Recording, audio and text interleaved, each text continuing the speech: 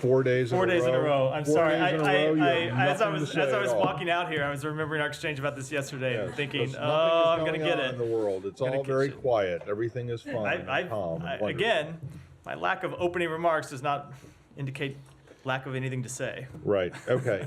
So can you explain to us what the impact, what the practical impact, at least for the State Department, is of the President's comments last night about arms shipments to arms transfers to Israel, and whether or not this plays into the NSM report that I guess is not coming today and maybe tomorrow? So let me speak first with the NSM report. It doesn't have any practical impact on the NSM report. The NSM report is a backwards-looking report where we're looking at a number of things over the past for conduct from last year and then up to when we send the report. It doesn't have any impact either on the content of the report or the timing of that report, which won't be today, but again, I expect in the very near future. It's just a matter of days that we'll be able to get that report up to the Hill.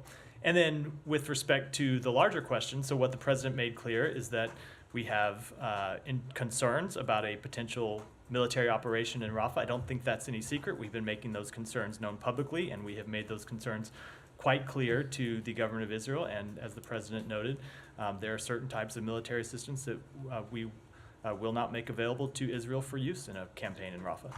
Okay, but I was under the impression that you guys didn't speak to hypotheticals. So we have made quite clear for some time our concerns about a Rafah operation, something the Israel government has signaled is likely to be coming. And so, yes, we have been engaged with them on that. Well, I get it, but isn't there a big if in here? Certainly, that would be our hope. We don't want to see an operation go forward, and No, I know. we're making that clear. But you know, every time you're asked any question that's got the word if in it, or it's not something that has already happened, you refuse to answer. And now, I wouldn't say every time. Wouldn't say every pretty time. much. Look, I just to be, I should be serious about this. I'm not trying to make light of it. I just, you know, you guys have, or the President has made a policy prescription, apparently, based on something that hasn't happened yet. He has, right? Because we have been in close conversation with the government of Israel about this fact. There is a there's a very real difference, obviously, between coming to the briefing room and getting a question about something that might happen and something that we're engaged with a foreign government that they say they intend to do. And we treat those differently for quite obvious reasons. Okay, so you're saying you won't tell us the full truth, but you'll...